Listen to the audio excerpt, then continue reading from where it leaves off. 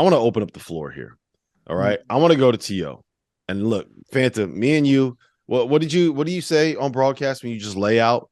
Me and you just got to lay out and let the man who reps first place Clemson.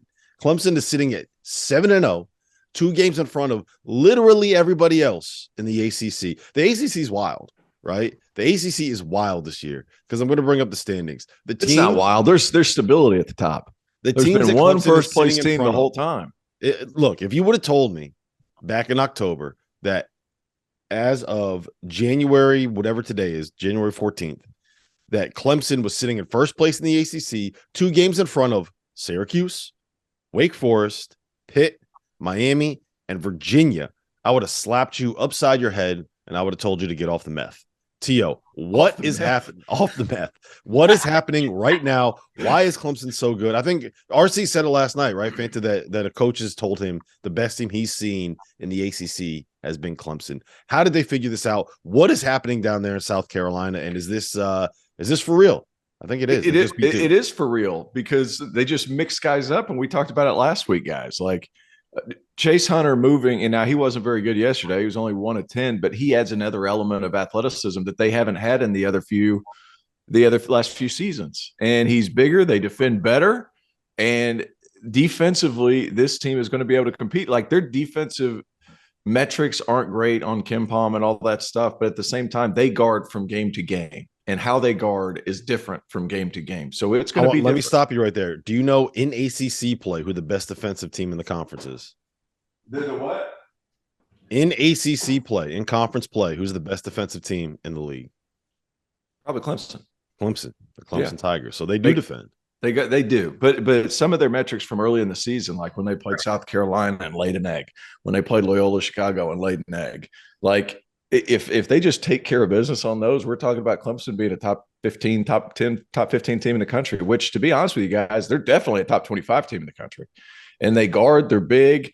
The health of PJ at the beginning of the season, PJ was still coming back and he was on a minutes restriction. He was right at 18 to 22 minutes a game. That was a sweet spot for the first 10 games of the season. Now they've upped his workload. He's been really good. He's up for ACC Player of the Week this week after going for 26-4. Against a Duke team with a really big front line. So they just continue. It's somebody different every night. And they've decided to go really big with Hunter Tyson playing the 3 as opposed to the 4. And he's been effective there. So it's been an interesting thing to see Brevin Galloway on Saturday. Like, this is a guy who transferred from Boston College and they didn't get a whole lot out of it at Boston College. And he's found his rhythm at Clemson, but it seems to be somebody different on a night-to-night basis. Mm-hmm. Fanda, what do you make of the Tigers? Well, it's kind of remarkable, and it shows how the way that the ball bounces can end up leading you to one way or another on the marathon of college basketball. I mean, you think about where this team sat in the ACC Big Ten Challenge, double overtime thriller against Penn State, and they find a way to win. And that's something that this team's done. I mean, they did it against Pittsburgh. They did it against Virginia Tech. Those two games were decided by a combined 4 points. Mm-hmm. So, tell you what, for a team that lost December 10th by 18 to Loyola Chicago, who is in a down year, frankly, the Ramblers are not what they've been, to then run off 7 straight wins. They've got balanced scoring. They showed on Saturday night against Duke how they could dig in. I mean, you're down at the half to Duke, and Duke played a very solid first 20 minutes in that game. Kyle Filipowski, once again, just stepping up and making things happen.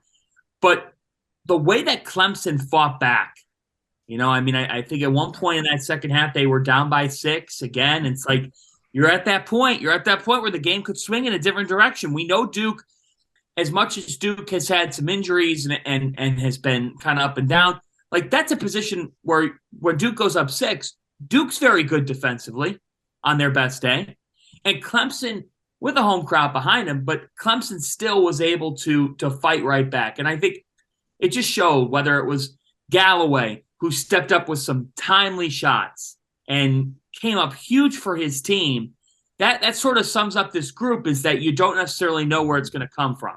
And I think that PJ Hall showed us all on Saturday night why he's thought of as an all-conference player on his best day. And on his best day this season, like it's been hard to make that case because he's been on a minutes restriction. It's hard for him to kind of get things going.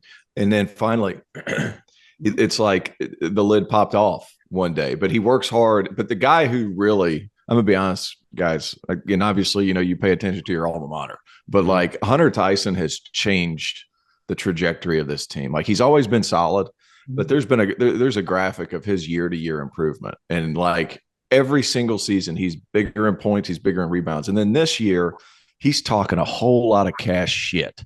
It is something that's developed out of nowhere. This wasn't the kind of dude he was, but he realized, hey, this is my last year in college. Am I going to be able to go to the tournament? And not only are they going to be able to go to the tournament, if they keep playing like this, like they're going to have a good seed. Like, so there's a lot to play for a young man who has worked his butt off and continued to improve. And it's his last year, and he's become a vocal leader, which hasn't really been the case since he got to Clemson. Now it's flipped on its head. So that it's fun to watch. It's interesting to watch. Hunter's a good dude. It's going to be interesting to see where they end up getting seated, because if you look at their resume right now, they are 15-3, but their best win is a down Duke team, right? They beat Penn State in double overtime, which Penn State will probably end up being a tournament team. But beyond that, like who are you looking at here? And you're saying, okay, that is a great win. A smacking of NC State. That was NC a shellacking. State, that's a good win at Virginia Tech.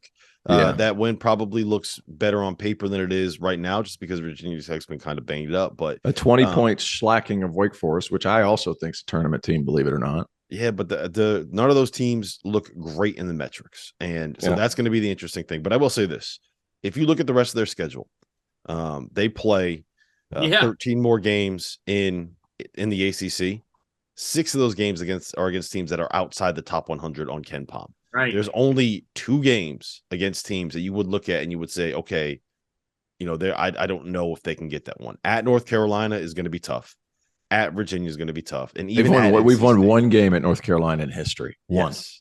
And that was a couple years ago. It's not going to be easy. So like, there's probably 3 losses there that you can kind of pencil in and say, I'm not going to be surprised if they take them. But beyond that, like Clemson could really go 17-3 in the ACC this year. I would shit. I would shit. I think they're this year's. You would shit where? You would just shit your pants? Just wherever I was at that moment. I'm going to stay very far away from you on any. I could Saturday, be standing March straight 4th. up. I'll tell you what. I think that's got to be hard. Have you ever tried shitting? No, I haven't. I haven't. But we're losing the point. Go for it.